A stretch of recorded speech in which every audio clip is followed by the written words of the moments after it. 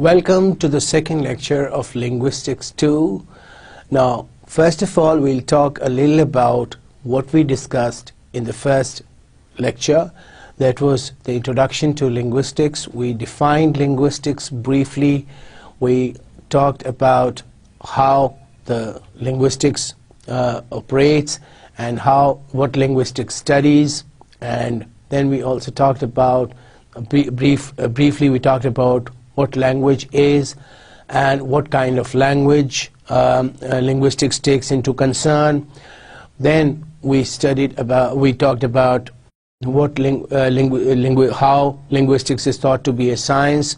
We also talked about the empirical methods. We talked about the rational methods. We talked about the deductive methods and the inductive methods, and how these methods are used, and how the data is collected, and of course the theory is formulated at the end, and also about the preconceived idea being taken before the collection of data.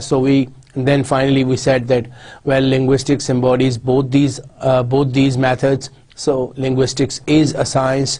And then of course in the end we talked about the scope, how linguistics has entered into different branches of knowledge, and we said that linguistics is a science as well as linguistics has also entered the humanities. It's a social science. It talks about the human language. It embodies the phenomena of social sciences and humanities both. Now, what in fact we study in linguistics? What all aspects can enter the study of linguistics? This is what we'll be talking about today.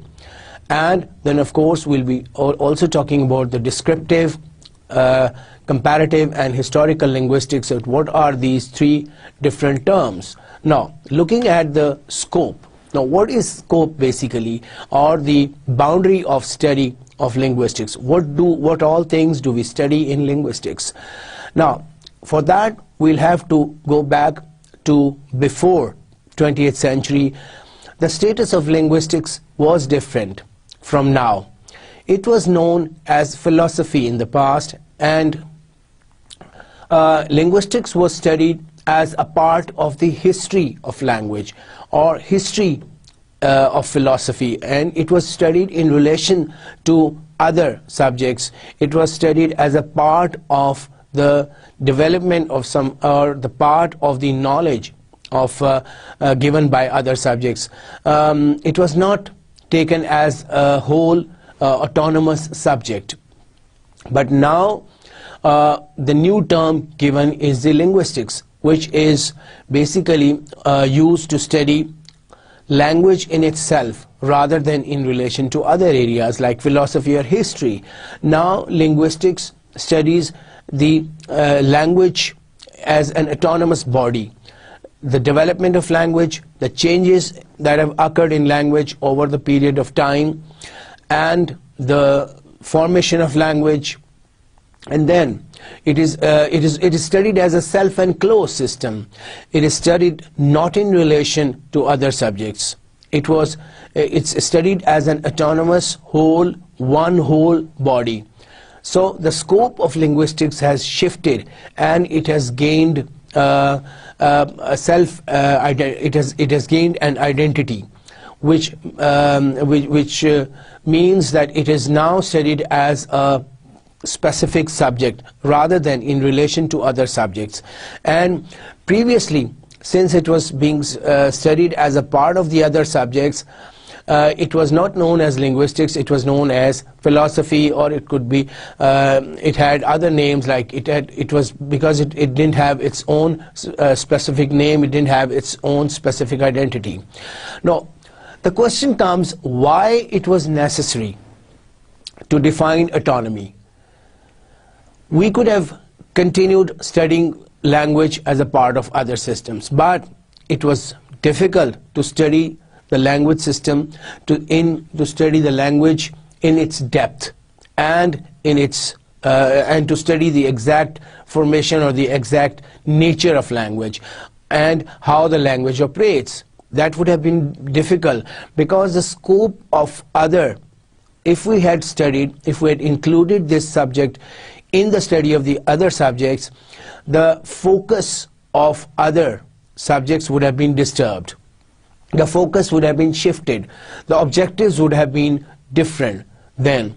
So it was necessary to study, to define a proper autonomy of language, a proper autonomy of the study of language, and in order to study it in depth, the depth that the language has, the depth that the language enjoys.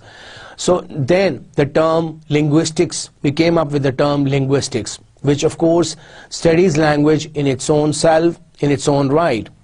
And now, since we have a specific discipline now, which is called linguistics, now we acknowledge that linguistics, being a distinct area of study, is also linked to other disciplines, and there are overlapping areas with the study of other subjects. Since in the last lecture also we said in the end that linguistics has link with other subjects, linguistics has entered the domains of other subjects, it has entered the domains of social sciences, it has entered the domain of humanities, and it's also being used, studied, being linked with science, with the empirical methods, with the other, with the other social sciences methods. So since we are, after looking at that, now we agree that it's linked with other disciplines as well, and there are of course the overlapping areas which in which we study both the nature of language and of course the content of the other disciplines. Now, what are basically the main concerns of linguistics? What does linguistics in fact deal with? The focus area of linguistics. It describes language in its own identity. It describes language in general. It describes the formation of language. It describes how language operates. It describes how language has changed over time. It describes different structures of language, and it describes how different functions of language, how it is being used in different societies, and how the languages, they vary, how they are changed, how they are modified. All this is it comes in the description of language. It describes the nature of language, and of course it establishes a theory of language. Now this is the main concern of the linguistics, that it describes language and it comes up with a theory of language. And of course again different languages are studied and they are also compared, and after comparison they come up with the basic theory of linguistics. Linguistics aims at studying the components of language system to arrive at explanatory statement on how the system works. Linguistics gives us different systems at all levels. Whatever we are studying in language, whether we are studying the sound system, or we are studying the word formation, or we are studying the sentence, the phrases formation, or we are studying the discourse, there is a separate specific system, right, in which we learn how it operates, how the language is formed, how the sounds change. So in fact we learn the actual operation of this system, and and after that we arrive at an explanatory statement. We explain how the system works and what are the reasons behind its such working, the working of system, that the system works in such a way. We come up with the reasons, and we also come up with the effects of the change of language or the effects of the effects of this system.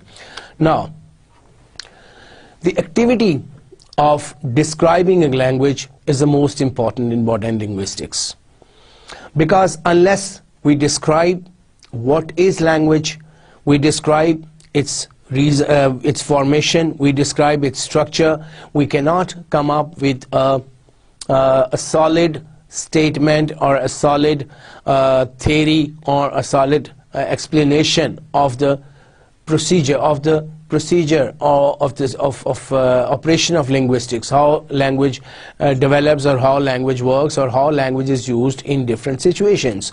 So we need to describe we need to describe a language for its further explaining of the system. It's just like you cannot talk about the function of a thing, the working of a thing, unless you describe the structure. We cannot describe how unless we describe a car, we cannot of course explain how it runs. Unless we describe the machine, the basic components, the parts of a machine, the linking of that of the parts of that machine, why they are linked, how they are linked, and what would happen if they are not linked that way. Unless we describe the basic parts of a machine, we cannot talk about how overall the machine works, or what is basically the function of that machine, and what will go wrong if we use it the other way. So describing language is the fundamental aspect. It is the basic aspect. It is the most important aspect of a language system, because that is how we would talk about the functions of a language or the development of language, and that is how we would of course coin new words. For example, if we talk about specific terms, that is how we can learn how we can make new words, how we can link the different words to give different meanings to the sentences. So the modern linguistics is, you can say, is also called descriptive linguistics, because in this we describe the basic parts of the basic structure or the basic formation of a language. Now, there are of course other aspects like comparative and historical linguistics, but there of course emphasis is different. Although descriptive linguistics can be linked, it is of course linked, or it is used, the procedures are used in comparative and historical linguistics. We'll talk about the comparative and historical linguistics later today. But their focus or the emphasis is different, although descriptive linguistics is still used in comparative and historical linguistics. Now, let's look at a quote from Robbins. Descriptive linguistics is concerned with the description and analysis of the ways in which a language operates and is used by a given set of speakers at a given time. Now, it's concerned with the description and analysis of the way in which a language is used. It doesn't talk about a specific language here again. It talks about language in general. The ways in which a language is used. The ways in which language is used, and the time here given, there is the term time needs a focus here. The time referred to maybe the present or the past, any given time. You talk about how language is used, not as how language should be used. It is not in relation to past or the future. It is in relation to that very time, how the language operates, how the language is being used. The language is described irrespective of what preceded it or may follow it. This means that you take a set time, you take a specific time, and then you talk about the language. You talk about how it is being used at a given time by a given set of speakers, because the language may vary in different situations. The language may vary by when it is used by different speakers. Different speakers might use different words, might have different meanings in their minds. And different speakers might perceive the meanings, or they might perceive the words differently because of different mental filters. So it's basically, when you are talking about, when you are describing a set discourse or a set sentence, or maybe a specific sentence or a specific discourse or a specific word, you are when you basically referring to that word or sentence at that very time. being used by that speaker and not in relation to what preceded it, what came before it, or what might come after that time, or what language might be used after that, or how language might change in future, or how it was in past. So you are not talking about past or present. When you talk about that very specific time, you talk about the language being used at that time. And that time is not only present time, but here I mean to say that the time of that at that very set moment, or it can be past, it can also be future, it can also be present.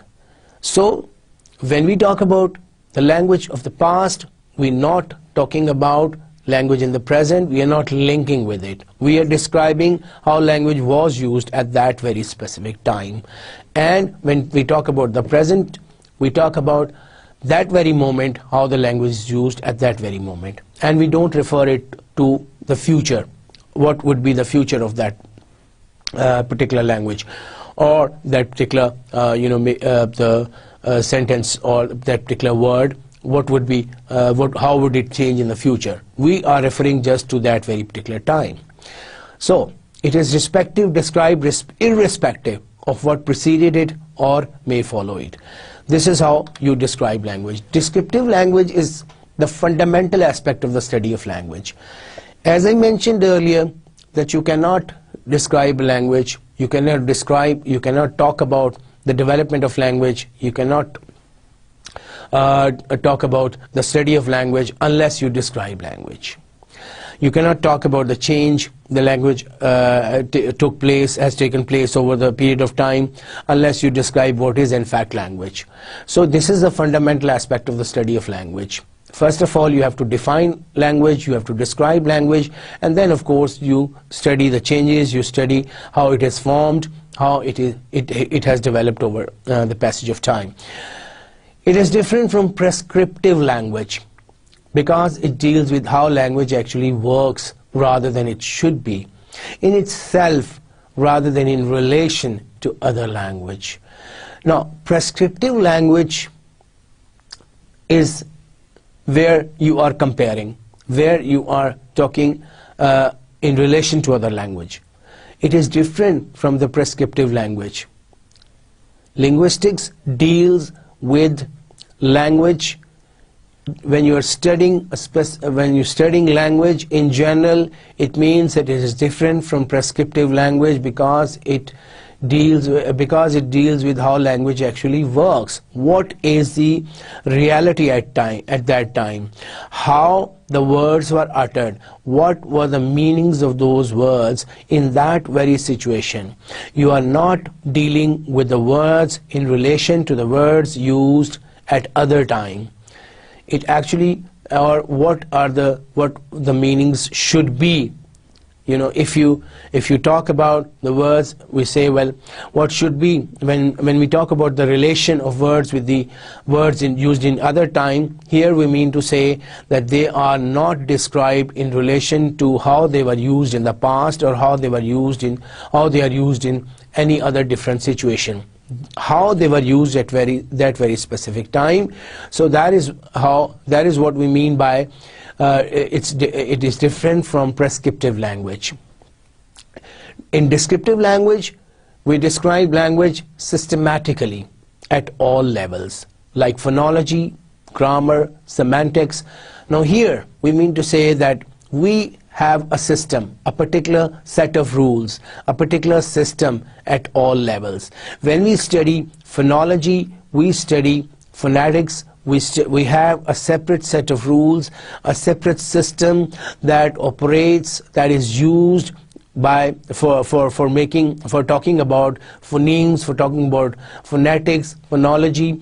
We have a separate set of rules, and we study that set of rules independent of the other set of rules which may be there for grammar, for study of grammar or semantics. So for every level, may it be phonology, may it be may it be morphology or syntax or semantics or discourse analysis, for all the different sets of for all the different levels, for all the different branches, we have separate set of rules. So descriptive language, in descriptive language, what we do, we describe language systematically. We describe the system independently of the other systems or other set of rules that can be used to operate in the other branch or other levels of language. So this is what we mean by having distinct rules. Now, we basically describe the structure of language at that very particular time and in that very situation. We don't refer to other situations, we don't refer to the other areas. Descriptive linguistics is based on structural approach. Since we describe the structure, we can say that it is based on structural approach. Structural approach means that you study the structure, the formation, the combination of different units or the building blocks of language, phonemes, morphemes, words, all these, they of course have a separate set of rules, as well as there is a certain system for the combination of these building blocks to form the structure of language. So when we talk about the structure approach, we mean that we describe the structure, the building blocks, the combination of building blocks, and their the way they are linked with each other to form the structure of language. So this is descriptive linguistics. Now, of course, we cannot ignore the development of language when we describe language. After the description of language, of course, let's first look at the one of the quotes from Robbins. He says, historical. What is basically historical linguistics? It is a study of the development in language in the course of time, the ways in which languages change from period to period, and of the causes and results of such changes.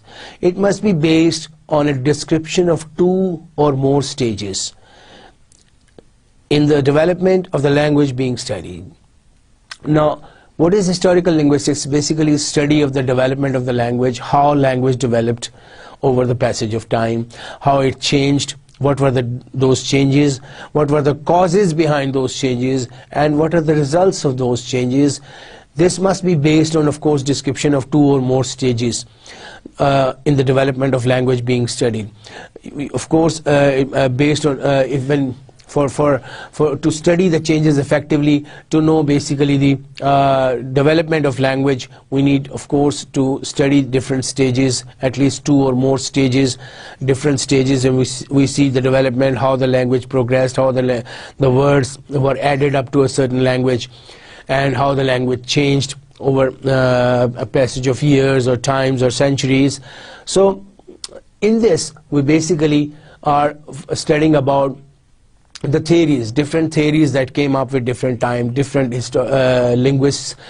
They studied the development of languages, they compared they looked at the different forms of language, and of course they came up with theories that what were the causes behind such changes, and what were, of course, the effects after that, what happened, what was the shape of the language after that. So this is what is historical linguistics. And well, Ferdinand de Saussure, who is also known as the father of modern linguistics, he gave two terms, synchronic and diachronic. Now, what are these two terms? Basically, these two terms they distinguish between the description of a stage of language at a given time and the description of the changes that take place during the passage of time. So, synchronic and diachronic, these two terms are related basically with the development of language and the structure of language, description of language at a particular stage. Now let's look at these two. What is the description, what is synchronic description, and what is diachronic description? A synchronic description is non-historical. A diachronic description traces the historical development of a language. This is a quote given by Lyons in 1981.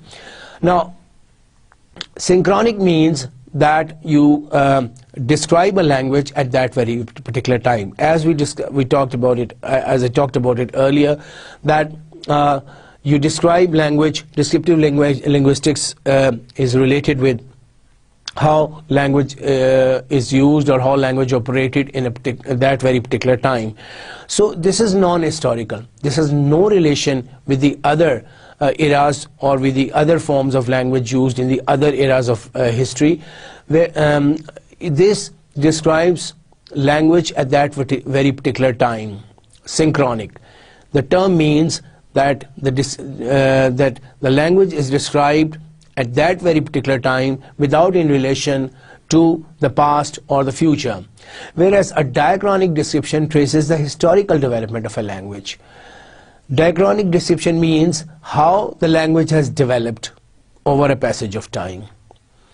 Changes in English from Old English to Middle English. Now here we have an example. For example, if we study English, how English was there in the past, and what type of English was Old English, and then how it developed to the Middle English, and then of course from Middle English it entered the domain of Modern English. Now this is basically, if we study all this, we mean that we are dealing with diachronic or historical study of language. We are studying the language, the development of language over time. But if we study the structure of English as it exists today and without reference to its past shape, we mean to say that we are dealing with synchronic study. So let's talk about it again. Like a synchronic description is a non-historical, and it talks about language at that very particular time, whereas a diachronic description talks about the development of language with a passage of time. Example, if we study the changes in English from Old English to Middle English to Modern English, we mean diachronic or historical study of language. Whereas when we study the structure of English at that very particular time, we mean that we're dealing with synchronic study of language. Now, let's look at what we mean by comparative linguistics. What is comparative linguistics? As the term is self-explanatory, comparative, of course, means comparing, when you're comparing two languages. Now, how do we compare the two languages? We are basically comparing the history of these two languages, looking at the development with a passage of time. When the history of two languages is compared to discover the historical relation between two languages. Now, why we are comparing? Normally, we compare to find out the similarities and dissimilarities. And with that, we also see the relationship. What relationship might be there between the two languages? Or if there was no relation, was there any relation or no relation between the two languages? Now this can be studied, of course, if we look at its development with a passage of time, how it developed, and whether the words of one language entered the other language, or maybe the words of one language were modified under the effect of the words of other languages. Or this can also be, especially this is possible when there is a multicultural society, or when two societies or people belonging to two different cultures or two languages or two societies, they happen to live together, and there is an interaction between the people of different societies or two or more societies. There we see that sometimes the languages are mixed, and some of the words, they are taken from other language, or they are modified sometimes. So here we see the relationship between two languages. So when we compare the histories of two languages, we are doing it under the comparative linguistics. Now such a work was of course dominant in the 19th century, because after 19th century, of course, there were other aspects that entered the field of linguistics, and it was very dominant in the 19th century. After that, the comparative linguistics, area of comparative linguistics was not dominant, and other areas of linguistics, they came up. So now what is the shape of modern languages? Now modern languages we see them now have not been like this forever. Because they have developed, they have undergone change. They have undergone change with the passage of time. We see that when we study the old text, the texts of we look at the ancient, the English being used in the past, in the Shakespearean times or Chaucer's era, we see that the English language was under the influence of French and Latin and other languages, and that in English is absolutely different from the language which we use now. So this we see that the language today, the modern languages, they have descended from an ancient language. Some of the words were removed from the language, and some new words came under the influence of other languages. So comparative historical linguistics describes this process of evolution as well as similarities in the process of change. So this is the area of comparative historical linguistics. Comparative historical linguistics describes this process of evolution, the process of change, how the languages changed, and it also talks about the similarities in the process of change. What were the similarities? How there was resemblance between the different sounds, or resemblance between the different words being used in the language, in the language used in the past and the language used now. So the comparison is done between the old language, the father language or the parent language, and the modern language. And the comparative historical methods based on discovering relationship between language. Now these methods, what is the basis of these methods? The comparative and historical methods, the basis is that you discover relationships between the two languages. Now here we see that there's a proto-language. The parent language can be called a proto-language. For example, we give a symbol L to the proto-language. That is the main language, the parent language. And after that, the L1 and L2 could be called the sister languages, which developed later. After that, more words or more shapes of language, they came out of that language, and these were taken together to form a language family. Now you see a small diagram here, Proto-Indo-European. We see that this was one of the parent languages, one of the proto-languages, Proto-Indo-European. And then from that we see that we have Latin, Greek, German, Sanskrit. Now these were the sister languages which developed from that main parent language, Proto-Indo-European. Now we see that proto-language, it no longer exists. Now we don't have a proto-language or the parent language. We see different other languages. But it was reconstructed. Reconstructed means that different shapes, different sound patterns were observed, studied, and different similarities were observed between among the words of different languages, and a relationship was tried to establish that this could be the relationship between these words, and these words could have come from one parent language, one proto-language. So it was reconstruction, and this reconstruction of course is not very easy because it's difficult to trace similarities between languages. It is not an easy way, not an easy task to find similarities between languages, because there are different words, and there is no limit to the number of words that are present in different languages, and sometimes there is a very little resemblance of sound, and you are not sure whether this these two words may mean the same thing. So historical comparative linguistics makes list. What do these linguists do then? How do they study that? They make lists of words from different languages. Then they study the sound similarities and occurrence of sounds at different positions. They make a comparison. They look at the sounds, they take the words, they look at the different sounds, then they study the sound similarities, and they also study the position of the phonemes, the position of the sounds in different words. Sometimes when in the process of development of sister languages, the sound patterns are changed. The order of the sounds or the order of the letters, they are different in different words. The words may mean the same, but the pronunciation is different sometimes, and if you write the word in that very particular language, then the order of words might be different.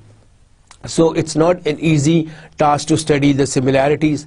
They try to make sets of words which may have a relation with themselves, with each other, and which may have a relation with a word coming from a parent language. Now, we see linguists, they find sound correspondence.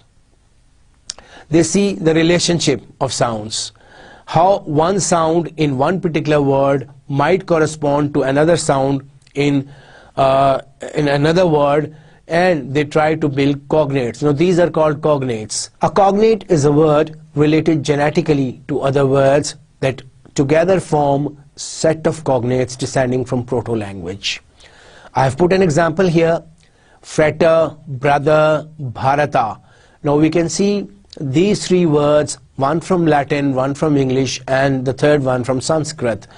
Now you can see some resemblance, some similarity in the pronunciation of these three words, like fretter, the letter R is common. Fretter, brother, if we speak these words as fretter, brother, bharata. Now brother and bharata has more resemblance. Fretter is slightly different, but still it has some resemblance with the other two words.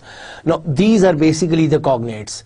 Cognates, there is a sound similarity in each cognate. The cognates belonging to a set, they belong to a set, and they have a relationship with one word which may have existed in Proto-Indo-European language, meaning brother.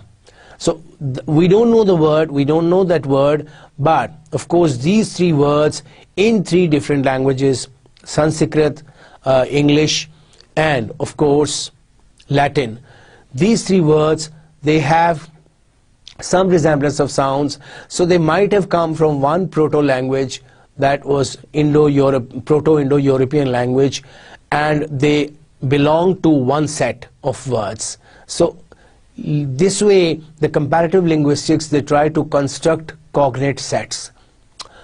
Cognate sets in different languages meaning same, and then they try to find the similarities of sounds, how they are pronounced, similarities of letters, similarities of phonemes, the similarities of sounds, and they try to establish a relationship that these cognates might have. So then they take these cognates and put them in one set, and then they reconstruct protoforms to talk about the changes that have occurred in development of languages. They of course further subdivide them, and after further subdividing them, after reconstructing protoforms, so this is the process. This process is basically called the reconstruction of protoforms. They take words or forms from the proto-language, they reconstruct them and try to establish a relationship between the different types of words, relationship between sounds of different words, and they say that, well, this is how the language has developed, and this is how the new development in any language, and this they compare it with the old language. Comparing it with the old language, they say that this is the language, this is the change that language has taken, and this is how the language has developed. Moving on, we see the comparative linguistics study language changes.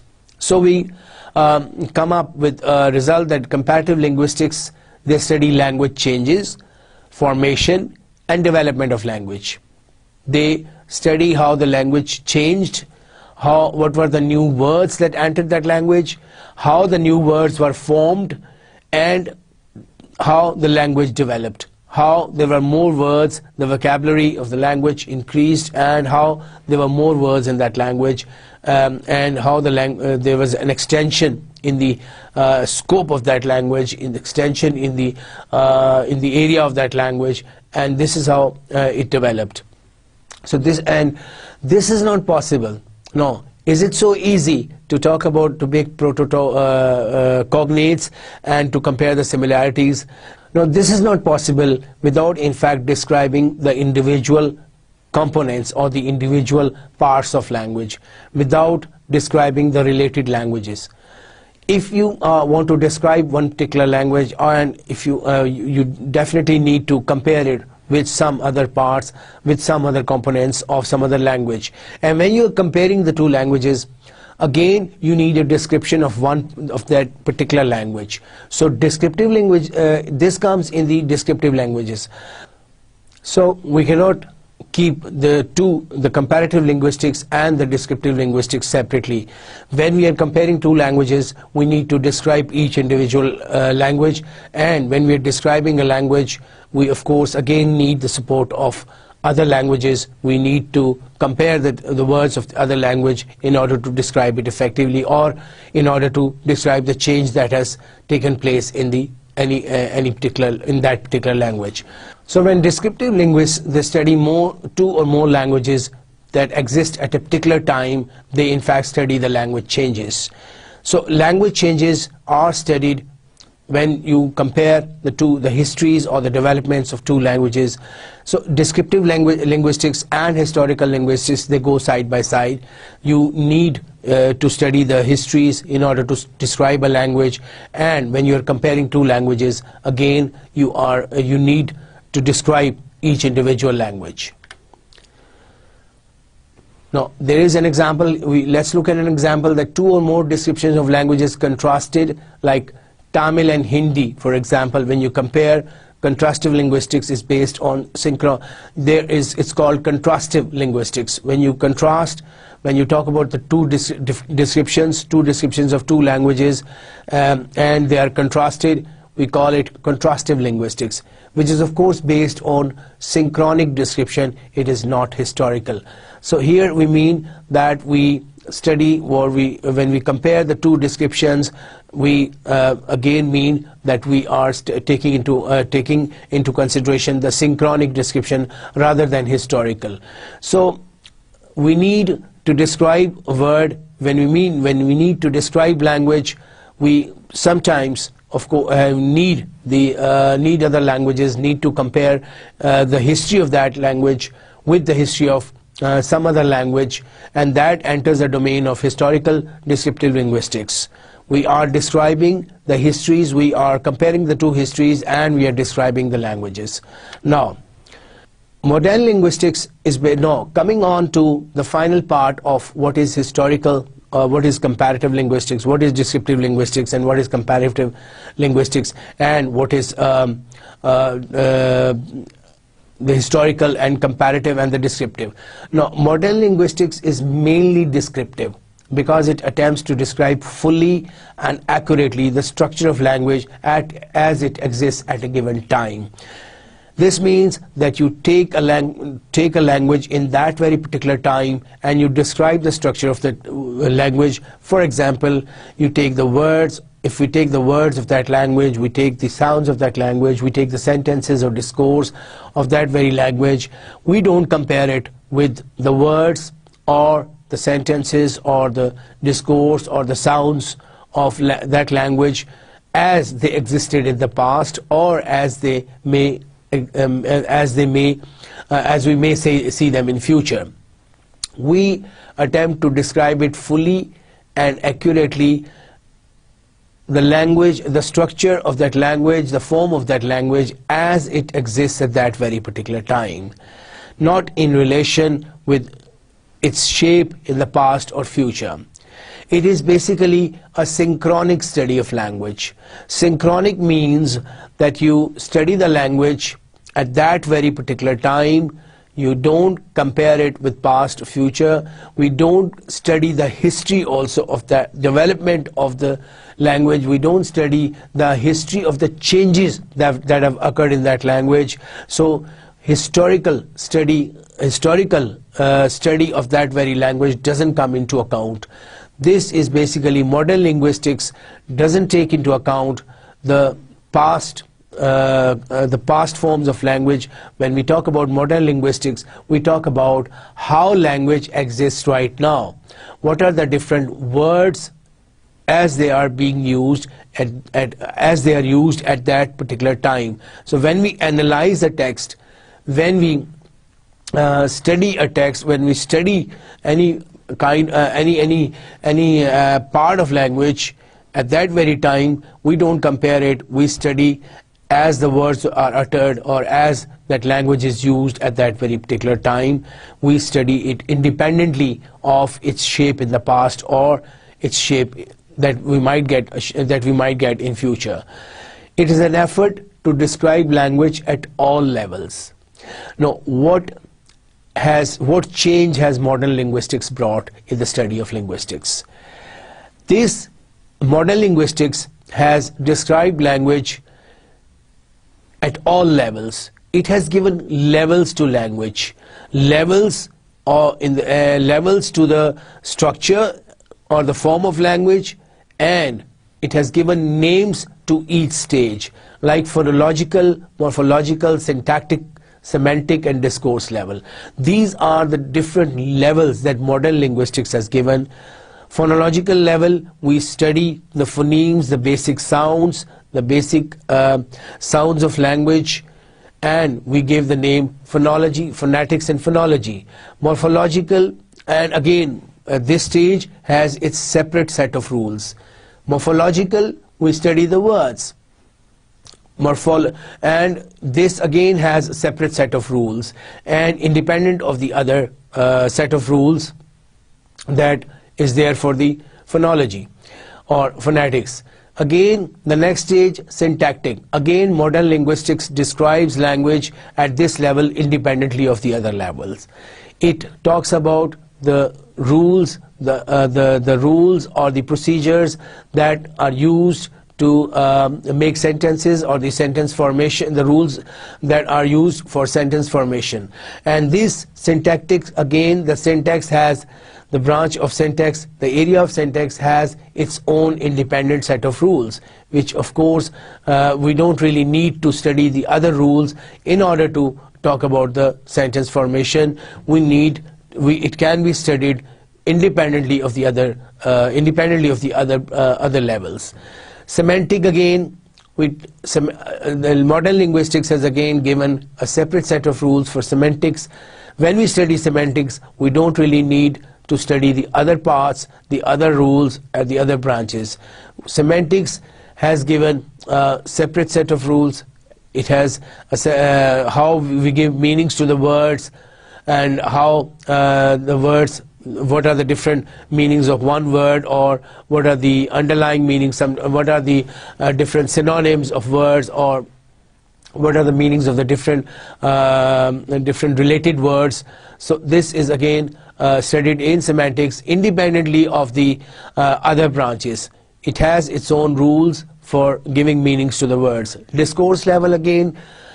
And when we talk about discourse level, again, modern linguistics says that a discourse is analyzed. Again, it has a different way of operation. It has its own set of rules. We describe a discourse looking at individual sounds, looking at individual words, looking at sentences. So, in fact, we say that discourse level has embodies the rules. It embodies the rules for the other levels. Like when we analyzing discourse, of course the set of rules is different. We don't really need to study the phonology or phonetics or morphology for analyzing analyzing a discourse, but definitely we go to the little bits, we go to the smallest bits of language, the rhyming scheme, the order of words, how they have been used, the sentences, or the arrangement of these words to form up an effective impression of that discourse. So discourse level again has its own set of rules. We look at individual words and sentences and the arrangement of words, but it of course has its own set of rules. So modern linguistics has given this new trend that it is mainly descriptive, and it attempts to describe fully and accurately the structure of language as it exists at that very given time, without in relation to its past or future. This is the language is taken in its own shape, in its own right at that very time, and you analyze the structure, you analyze the formation of words or the sentences or discourse at that very particular time, how it existed in the past, how what the word meant in the past, or how the word might be developed in future is not taken into consideration. It is a synchronic study, of course, means the same thing, and it is an effort to describe. Again, it has subdivided language into different categories, into different parts. It has classified language into morphemes, the basic smallest unit, the phonemes, morphemes, and of course it has given after that moved to syntax, which talks about the sentences. It has talked about the order of words. It's talked about the analysis of each stage of language, development of language has been taken separately in modern linguistics. Now let's talk about what we covered in this second lecture of our Linguistics 2. Let's go back to the beginning of the slides of the lecture. We said that we first of all talked about the scope, what basically is covered in linguistics, what is the basic scope of linguistics. Now and then we compared it with the earlier concept of linguistics, that first in the earlier times linguistics was studied as a part of other subjects. It was not given an independent autonomous authority. But then now we compare, we have its own, we have established its autonomous identity. We study it as a specific subject, we study it as an independent subject. Now why it was necessary to define this autonomy? It was necessary because we needed to study language in depth, and you cannot study any particular subject in depth or any area in depth unless you have its autonomous identity. When you are comparing it, or when you are talking about that area in relation to other areas, or when you are studying it as a part of the other areas, it's difficult to study it independently, to study it in depth and in detail and systematically. So that was the reason why linguistics was given an independent definition, an independent word. Linguistics was coined. It was given to a study of the structure of language in general, not in relation to other subjects. Now in the modern times, since now it has established its identity, it becomes easy to say that it has its link with other disciplines, and there are so many overlapping areas when we are studying the languages, when we are studying the language or the terminology or jargon of other areas. We see how the language, we also study it as a part of, we also study the language of those areas, and then we come to know that we are also we have also included the area of linguistics into the study of the other branches. So there are overlapping areas. Now then we talked about the main concern of linguistics. The main concern is to describe language in its own form, in its own identity, in its own right. We study the nature of language. What is language? Then we establish a theory. Linguists, they establish a theory of language. They give a statement. which talks about what is linguistics, how any particular language is at the moment. Linguistics aims at studying the components of language system to arrive at explanatory statement of how the system works. In the end, the linguists, they gave components, they study the components of language, and they arrive at a statement which explains how any particular system, or how any particular system of any particular level of language that operates. Now, what is the activity of describing language called? In modern linguistics, they gave the term descriptive linguistics. Then we talked about what is the difference between descriptive, comparative, and historical linguistics. Robbins, we came up with a definition, we came up with a quote from Robbins. What is descriptive linguistics? Concerned with the description and analysis of the ways in which a language operates. So we talked about the ways about how the language works in particular situation, how human beings, they use different kinds of language, different languages, or different kinds of languages in different situations, different kinds of words, they utter different words, or they use different sentences in different situations. So, or by the specific set. So descriptive linguistics talks about those specific words, for example, or sentences uttered by a given set of speakers. It's not compared with the words or sentences uttered by other speakers. They are not given any compared with each other. That given set of time, that given particular time, that could be a past, it could be present, it could be future. They will not have any link with each other. But you describe in descriptive linguistics, you describe language at that very language being used at that very particular time. Descriptive linguistics, again, we said there is a fundamental aspect of study of language.